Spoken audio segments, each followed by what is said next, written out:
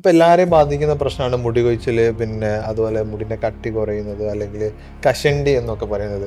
പണ്ടൊക്കെ ആളുകൾ പിന്നെ എന്താ പറയുക, പ്രധാനമായിട്ട് പറയുന്ന ഒരു കാര്യമായിരുന്നു അസൂയക്കും കഷണ്ടിക്കും മരുന്നില്ലാന്ന്. ഇപ്പം നേരെ കൺവേർട്ടായി. അത് അസൂയക്ക് മാത്രമേ മരുന്നില്ലാത്തതും കഷണ്ടിക്ക് മരുന്നുണ്ട് എന്നുള്ളത്.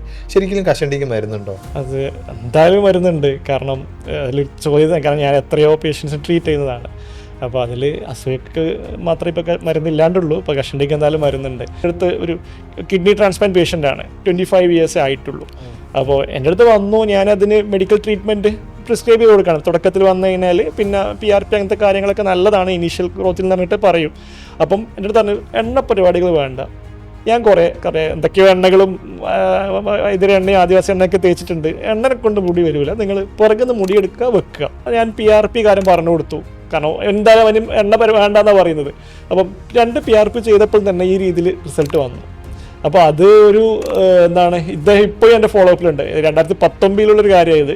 2025 ഈ അടുത്ത കാലത്ത് എൻ്റെ അടുത്ത് വന്നിട്ട് 2ാമത് PRP ചെയ്തിട്ടുണ്ട്. Still he's maintain. അവർക്ക് ട്രാൻസ്പ്ലാന്റ് ചെയ്യേണ്ടി വന്നിട്ടില്ല.